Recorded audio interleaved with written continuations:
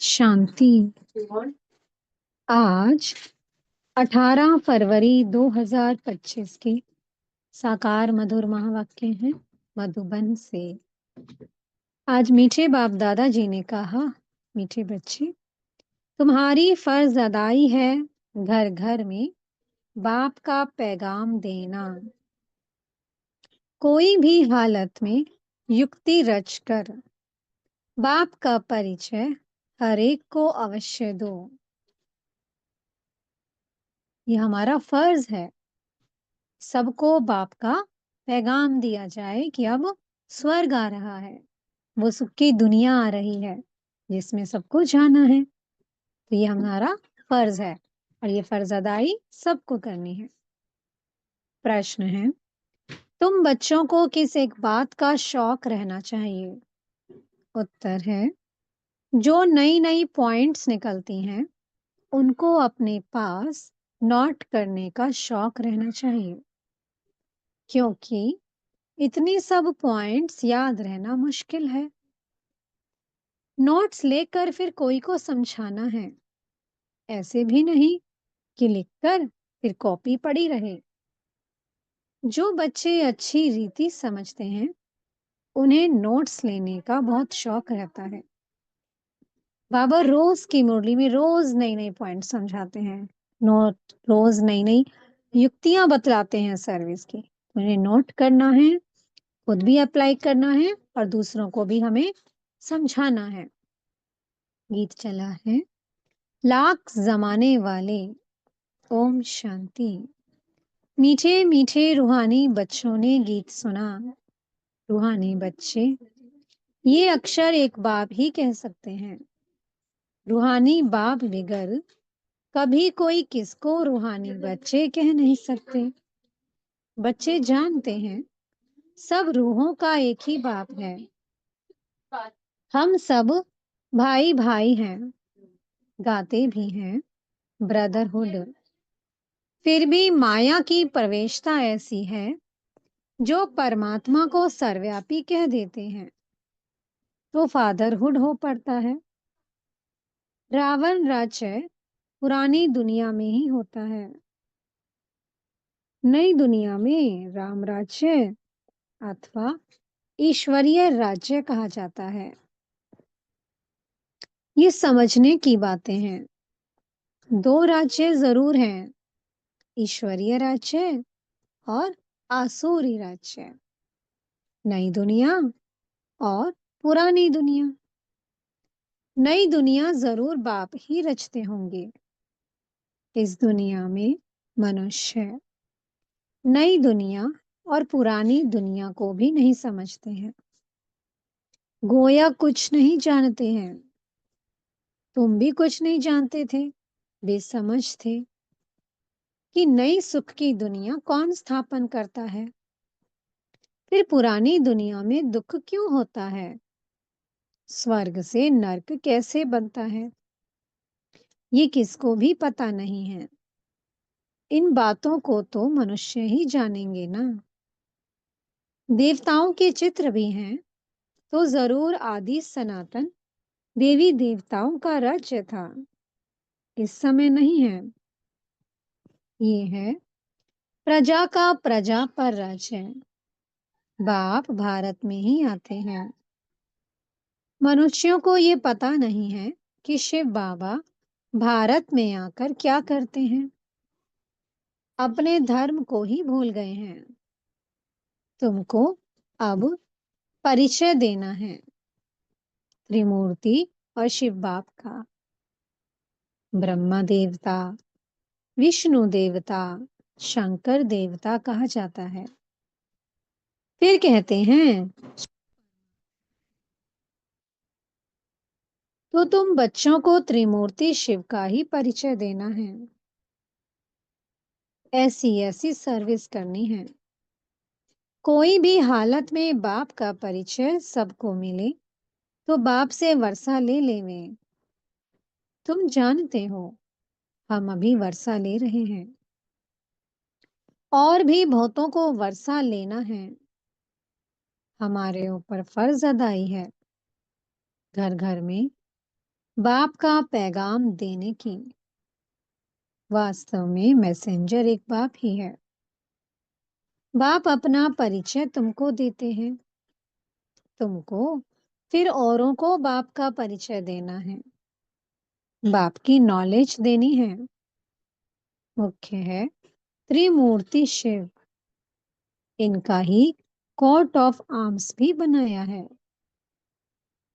Government इनका यथार्थ अर्थ नहीं समझती है, उसमें चक्र भी दिया है, चरखे मिसल, और उसमें फिर लिखा है सत्यमेव जयते। इनका अर्थ तो निकलता नहीं, ये तो संस्कृत अक्षर है। अब आप तो है ही ट्रुथ, वह जो समझाते हैं उससे तुम्हारी विजय होती है सारे विश्व पर। बाप कहते हैं मैं सच कहता हूँ, तुम इस पढ़ाई से सच सच नारायण बन सकते हो। वो लोग क्या क्या अर्थ निकालते हैं वो भी उनसे पूछना चाहिए। बाबा तो अनेक प्रकार से समझाते हैं, जहां जहां मेला लगता है वहां नदियों पर भी जाकर समझाओ। पतित पावन गंगा तो हो नहीं सकती, नदियां सागर से निकली हैं, वो है पानी का सागर, उनसे पानी की नदियां निकलती हैं। और ज्ञान सागर से ज्ञान की नदियां निकलेंगी। तुम माताओं में अब ज्ञान है, गौमुख पर जाते हैं, उनके मुख से पानी निकलता है, समझते हैं कि ये गंगा का जल है। इतने पढ़े लिखे मनुष्य समझते नहीं कि यहाँ गंगा जल कहाँ से निकलेगा। शास्त्रों में है कि बाण मारा और गंगा निकल आई। अब ये तो हैं ज्ञान की बातें, ऐसे नहीं कि अर्जुन ने बाण मारा और गंगा निकल आई।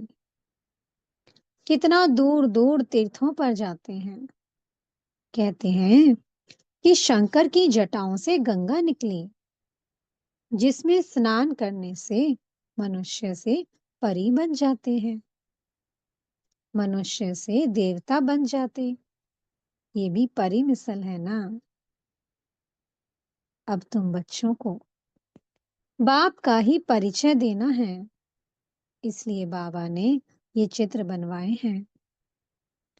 त्रिमूर्ति शिव के चित्र में सारी नॉलेज है।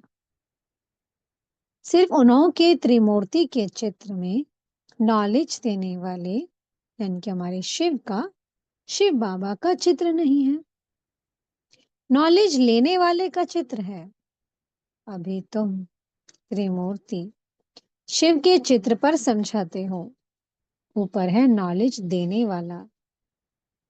ब्रह्मा को उनसे नॉलेज मिलती है जो फिर फैलाते हैं। इसको कहा जाता है ईश्वर के धर्म के स्थापना की मशीनरी। ये देवी देवता धर्म बहुत सुख देने वाला है। तुम बच्चों को अपने सत्य धर्म की पहचान मिली है। तुम जानते हो हमको भगवान पढ़ाते हैं। तुम कितना खुश होते हो।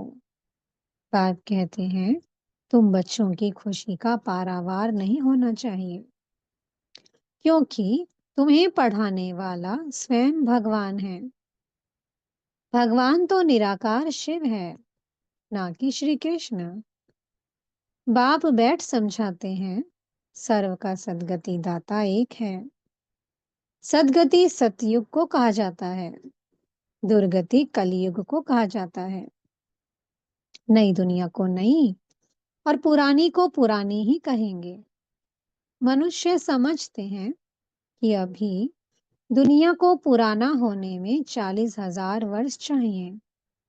कितना मूंछ पड़े हैं, सिवाय बाप के इन बातों को कोई समझा न सके।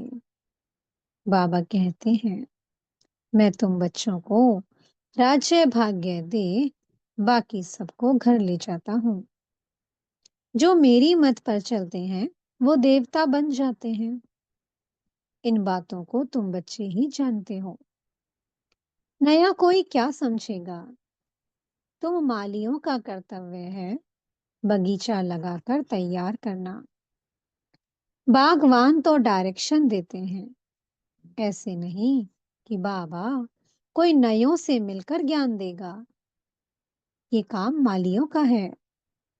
समझो कि बाबा कलकत्ते में जाए तो बच्चे समझेंगे हम अपने ऑफिसर को, फलाने मित्र को बाबा के पास ले जाएं। बाबा कहेंगे वो तो समझेंगे कुछ भी नहीं। जैसे बुद्धू को सामने ले आकर बिठाएंगे, इसलिए बाबा कहते हैं नए को कभी बाबा के सामने लेकर ना आओ। ये तो तुम मालियों का काम है, ना कि बागवान का। माली का काम है बगीचे को लगाना। बाप तो डायरेक्शन देते हैं, ऐसे ऐसे करो। इसलिए बाबा कभी नए से मिलता नहीं है। परंतु कहाँ मेहमान होकर घर में आते हैं तो कहते हैं दर्शन करें। आप हमको क्यों नहीं मिलने देते हो? शंकराचार्य आदि पास कितने जाते हैं। आजकल शंकराचार्य का बड़ा मर्तबा है, पढ़े लिखे हैं, फिर भी जन्म तो विकार से ही लेते हैं ना। ट्रस्टी लोग गद्दी पर कोई को भी बिठा देते हैं। सबकी मत अपनी अपनी है। बाप खुद आकर बच्चों को अपना परिचय देते हैं कि मैं कल्प कल्प इस पुराने तन में आता हूँ। ये भी अपने जन्मों को नहीं जानते हैं। शास्त्रों में तो कल्प की आयु ही लाखों वर्ष लगा दी है। मनुष्य तो इतने जन्म ले नहीं सकते हैं। फिर जानवर आदि की भी योनियां मिलाकर 84 लाख बना दी हैं। मनुष्य तो जो सुनते हैं सब सत सत करते रहते हैं। शास्त्रों में तो सब है भक्ति मार्ग की बातें। कलकत्ते में देवियों की बहुत शोभावान सुंदर मूर्तियां बनाते हैं, सजाते हैं, फिर उनको डुबो देते हैं। ये भी गुड़ियों की पूजा करने वाले बेबीज ही ठहरे, बिल्कुल इनोसेंट। तुम जानते हो ये है नर्क। स्वर्ग में तो अथाह सुख थे। अभी भी कोई मरता है तो कहते हैं फलाना स्वर्ग पधारा। तो जरूर कोई समय स्वर्ग था, अब नहीं है। नर्क के बाद फिर जरूर स्वर्ग आएगा। इन बातों को भी तुम जानते हो। मनुष्य तो रिंचक भी नहीं जानते। तो नया कोई बाबा के सामने बैठ क्या करेंगे। इसलिए माली चाहिए जो पूरी परवरिश करे। यहाँ तो माली भी ढेर के ढेर चाहिए। मेडिकल कॉलेज में कोई नया जाकर बैठे तो समझेगा कुछ भी नहीं। ये नॉलेज भी है नई। बाप कहते हैं मैं आया हूँ सबको पावन बनाने। मुझे याद करो तो पावन बन जाएंगे। इस समय सब हैं तमो प्रधान आत्माएं। तब तो कह देते आत्मा सो परमात्मा, यानी कि सब में परमात्मा है। तो बाप थोड़ी बैठ ऐसों से माथा मारेगा। ये तो तुम मालियों का काम है, कांटों को फूल बनाना। तुम जानते हो भक्ति है रात और ज्ञान है दिन। गाया भी जाता है ब्रह्मा का दिन और ब्रह्मा की रात। प्रजापिता ब्रह्मा के तो जरूर बच्चे भी होंगे ना। कोई को इतना भी अक्ल नहीं जो पूछे कि इतने ब्रह्मा कुमार कुमारियां हैं, इनका ब्रह्मा कौन है। अरे प्रजापिता ब्रह्मा तो मशहूर है। उन द्वारा ही ब्राह्मण धर्म स्थापन होता है। कहते भी हैं ब्रह्मा देवताए नमः। बाप तुम बच्चों को ब्राह्मण बनाए फिर देवता बनाते हैं। जो नई नई पॉइंट्स निकलती हैं उनको अपने पास नोट करने का शौक बच्चों में रहना चाहिए। जो बच्चे अच्छी रीति समझते हैं उन्हें नोट्स लेने का बहुत शौक रहता है। नोट्स लेना अच्छा है क्योंकि इतनी सब पॉइंट्स याद रहना मुश्किल है। नोट्स लेकर फिर कोई को समझाना है, ऐसे नहीं कि लिखकर फिर कॉपी पड़ी रहे। नई नई पॉइंट्स मिलती रहती हैं तो पुरानी पॉइंट्स की कॉपियां पड़ी रहती हैं। स्कूल में भी पढ़ते जाएंगे, पुराने दर्जे वाली किताब पड़ी रहती है। जब तुम समझाते हो तो पिछाड़ी में ये समझाओ कि मन मना भव का अर्थ है अपने को आत्मा समझ, उस परमात्मा को मन ही मन में याद कर। मुख से जाप नहीं जपना है, मन ही मन बुद्धि का योग बाबा से लगा रहे। बाप को और सृष्टि चक्र को याद करो। मुख्य बात है माँ में कम याद करो। इसको ही योग अग्नि कहा जाता है। भगवान है ज्ञान का सागर, मनुष्य है शास्त्रों का सागर। बाप कोई शास्त्र नहीं सुनाते हैं, वो भी शास्त्र सुनाए तो बाकी भगवान और मनुष्य में फर्क क्या रहा। बाप कहते हैं इन भक्ति मार्ग के शास्त्रों का सार मैं तुमको समझाता हूँ। वो मुरली बजाने वाले सर्प को पकड़ते हैं तो उसके दांत निकाल देते हैं। बाप भी विष पिलाना तुमसे छुड़ा देते हैं। इसी विष से ही मनुष्य पतित बने हैं। बाप कहते हैं इनको छोड़ो, फिर भी छोड़ते नहीं हैं। बाप गोरा बनाते हैं, फिर भी गिरकर काला मुंह कर देते हैं। बाप आए हैं तुम बच्चों को ज्ञान चिता पर बिठाने। ज्ञान चिता पर बैठने से तुम विश्व के मालिक जगत जीत बन जाते हो। अच्छा, मीठे मीठे सिकी लधे बच्चों प्रति माता पिता बाप दादा का याद प्यार और गुड मॉर्निंग। रूहानी बाप की रूहानी बच्चों को नमस्ते। हम रूहानी बच्चों की मीठे रूहानी बाप दादाजी को बहुत बहुत याद प्यार, गुड मॉर्निंग और नमस्ते। धारणा के लिए मुख्य सार है। पहला पॉइंट, सदा खुशी रहे कि हम सत्य धर्म की स्थापना के निमित्त हैं। स्वयं भगवान हमें पढ़ाते हैं हमारा देवी देवता धर्म बहुत सुख देने वाला है। दूसरा पॉइंट है माली बन कांटों को फूल बनाने की सेवा करनी है। पूरी परवरिश कर फिर बाप के सामने लाना है। मेहनत करनी है। मीठे सतगुरु जी वरदान दे रहे हैं पुरानी देह और दुनिया को भूलने वाले बाप दादा के दिल तख्त नशीन भव। संगम युगी श्रेष्ठ आत्माओं का स्थान है ही बाप का दिल तख्त। ऐसा तख्त सारे कल्प में नहीं मिल सकता। विश्व के राज्य का व स्टेट के राज्य का तख्त तो मिलता रहेगा, लेकिन ये तख्त नहीं मिलेगा। ये इतना विशाल तख्त है जो चलो फिरो खाओ सो, लेकिन सदा तख्त नशीन रह सकते हो। हर कर्म करते हुए हम तख्त नशीन रह सकते हैं। जो बच्चे सदा बाप दादा के दिल तख्त नशीन रहते हैं वे इस पुरानी देह व देह की दुनिया से विस्मृत रहते हैं। इसे देखते हुए भी नहीं देखते। स्लोगन है हद के नाम मान शान के पीछे दौड़ लगाना, अर्थात परछाई के पीछे पड़ना। अव्यक्त इशारे हैं एकांत प्रिय बनो, एकता और एकाग्रता को अपनाओ। जैसे कोई भी नई इन्वेंशन अंडरग्राउंड जाने से कर सकते हैं, वैसे आप भी जितना अंडरग्राउंड अर्थात अंतर्मुखी रहेंगे उतना नई नई इन्वेंशन व योजनाएं निकाल सकेंगे।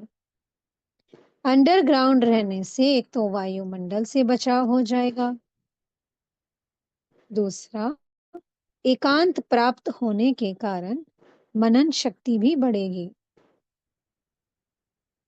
तीसरा कोई भी माया के विघ्नों से सेफ्टी का साधन बन जाता है।